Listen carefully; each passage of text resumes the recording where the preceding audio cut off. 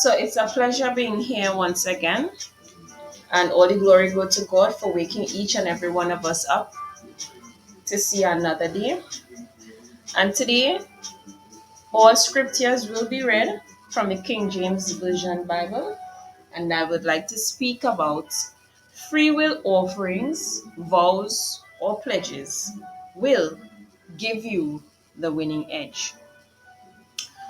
As I start, from Israel's ancient history, one can easily observe that the free will offering differed from all the other offerings, in that it was, as its name indicates, a free will offering indeed. This being so, there was no stipulation with respect to the amount that one should have given. Neither was there any other obligation associated with this ministration. The opposite is true of all the other offerings.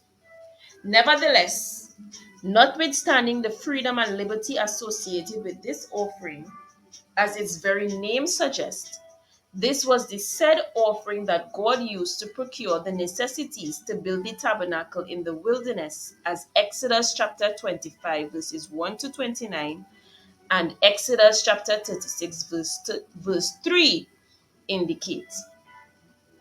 And the question is, what was the result of this experiment on the liberality of the Israelites?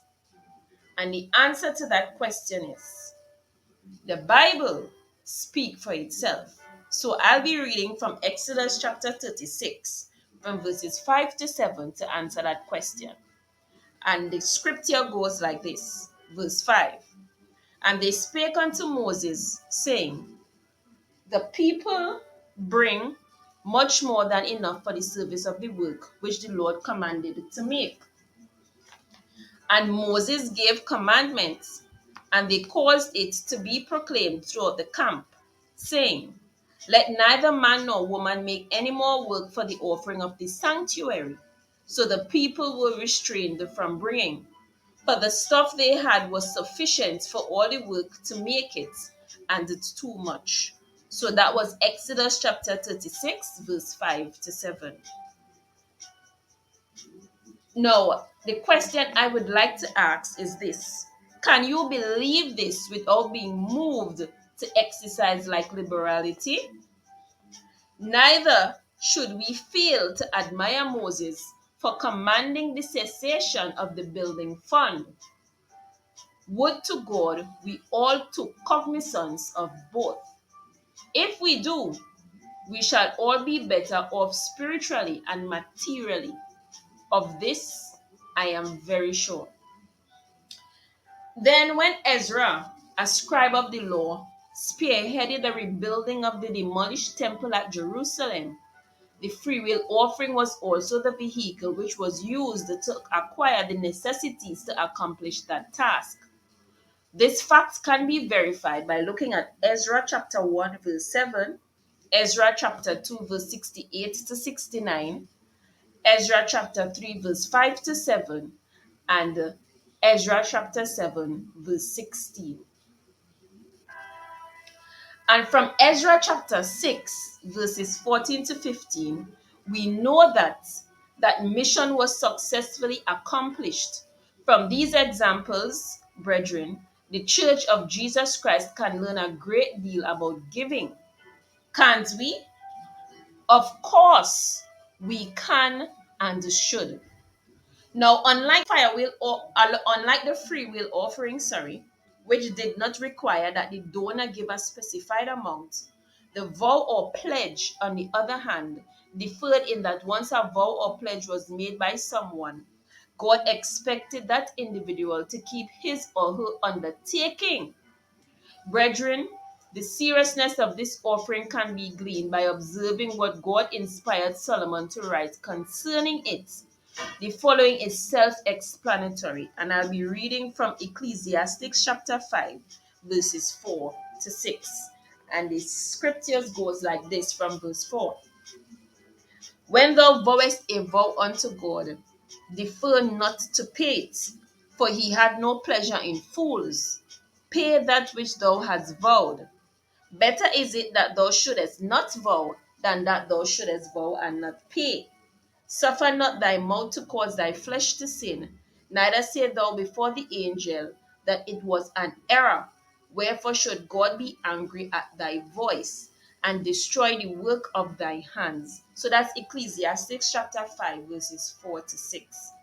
So, from the scriptures, therefore, it can be clearly seen that this aspect of giving has associated with it both blessings and curses, and because of this fact, it is a higher order of giving than the free will offering.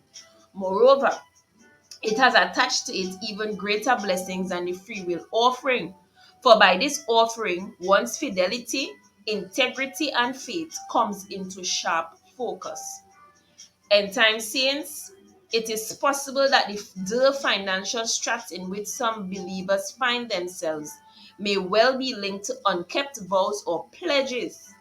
Now, although it might not have been an unkept vow to the Lord, but instead to some brother or sister, it matters not. What really matters is whether or not you kept your vow or pledge. For Christian maturity depends largely upon your integrity. Therefore, if to the curses you wish not to bow, make sure you keep your every vow. Brethren, the tremendous blessings that are associated with the vow or pledge is little known by the church today. However, from the Psalms, we can easily understand that the vow was effectively used by those who were in dire straits as a means to obtain God's favor.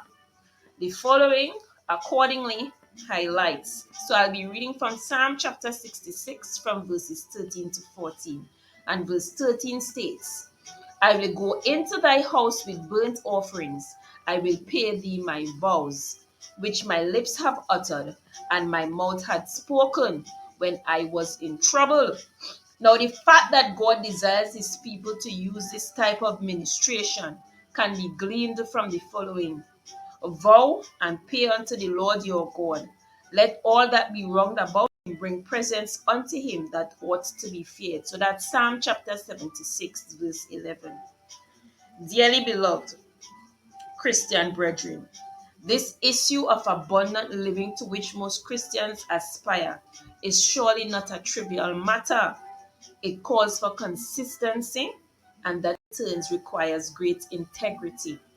Therefore, if on God's blessings you desire to lay hold, you must pay heed to the integrity of your soul. For in order to maintain your financial cutting edge, you must ensure that, along with your free will offerings, you honor all your promised vows and pledges. So, brethren, that's the end of my segment today. I will be live next week, Sunday, again. And as I've always said, please spend time in the Holy Bible on a daily basis because Jesus Christ will be returning and he will be returning soon. Brethren, strengthen yourselves in the Word. Read the Word, meditate on the Word, and apply the Word in your everyday life.